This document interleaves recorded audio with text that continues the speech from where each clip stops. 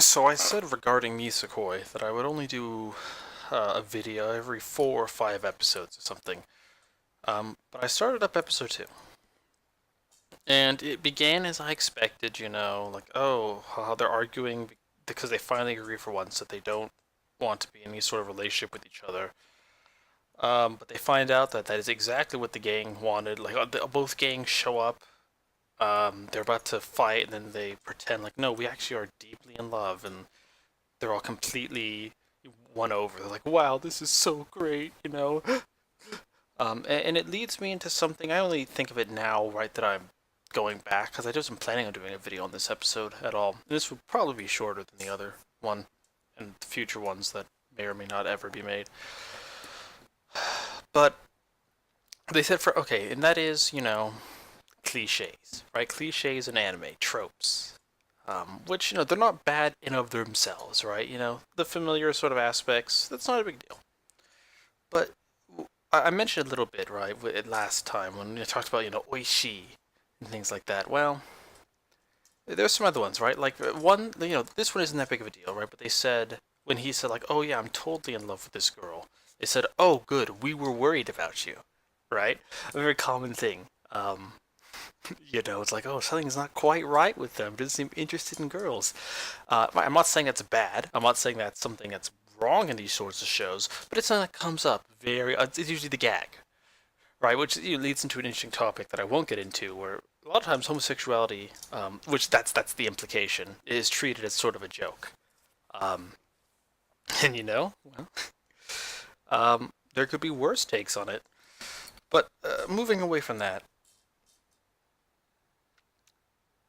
it got into the scene afterwards, and it's the two of them outside, the protagonist, whatever, and Chutogi, the main girl.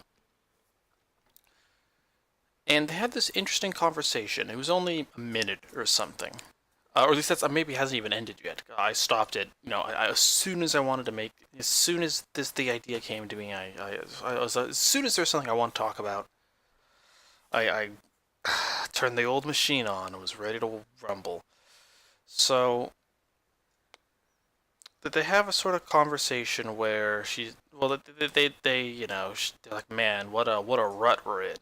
And like, yeah, but then they start, they come a little pleasant to each other. This is the first time they've had a pleasant conversation, probably ever. Um, and at least that's how it starts. And he thanks her. He thanks her for finding the locket for him. He says, hey, thanks for that.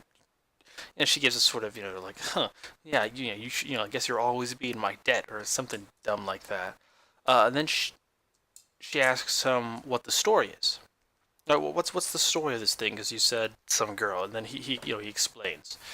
And he puts an interesting line, right? He says, my father and I were traveling in a foreign country, in a nondescript foreign country. And then he grew attached to some girl there. She gave it to him, yada yada. He keeps it with him, because he thinks that one day he'll meet her again. Whatever, that's fine. Now,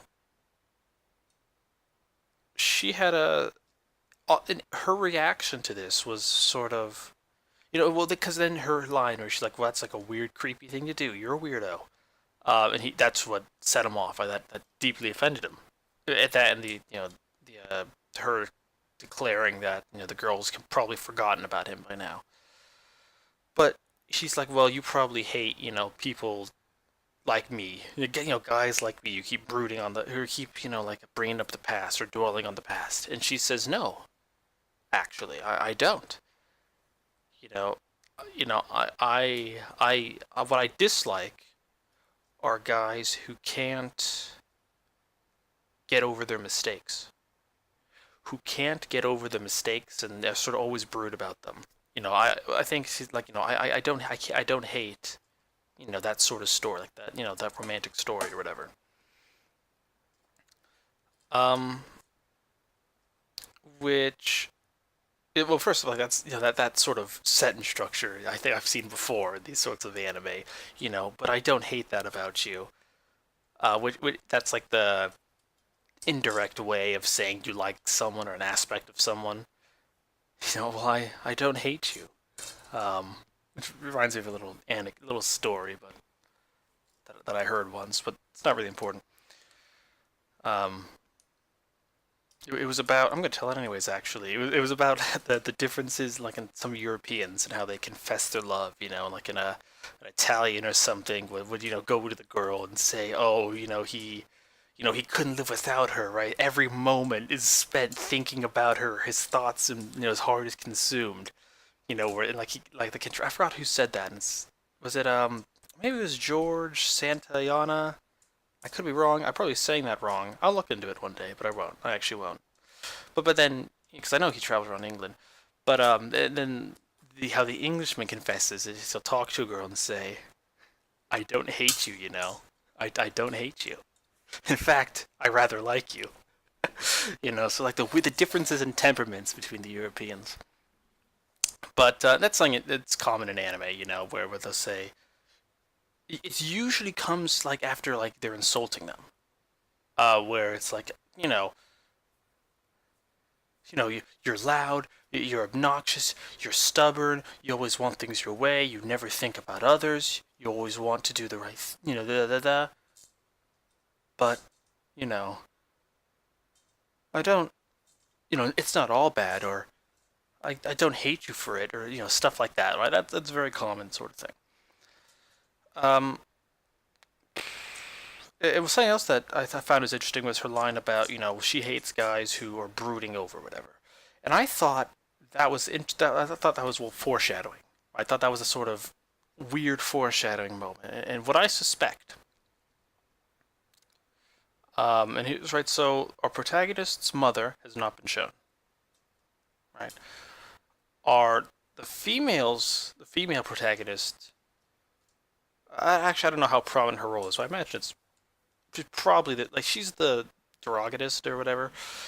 I don't know how to pronounce that, but Chitoge, her mother isn't shown or mentioned either, and I suspect the protagonist's mother's probably dead. Just I'm genre savvy enough to figure that. But the main girl, I wonder if, which maybe she's also dead, but that's not important. What I think it is that when she's talking about a man who can't get over his past and the mistakes he made, he might be talking about her mother, whether she's dead or alive, and that maybe something caused the separation between the two of them, and that like maybe he sort of feels regret about it, or he feels he was in the wrong, or something went wrong, and that's why. So that's probably a sort of it's a setup for that in a way. And the reason she had that feeling, the reason she was so hostile to his weird sort of sappy love story is the strife between her parents. Um, is what I suspect. And so just that I wanted to talk. I don't know. I just something that came to me. I'm only let me check. I'm like 5 minutes into the episode. Uh, yes, I'm only 7 minutes into the episode. So I've completely missed. Well, this. So I don't know.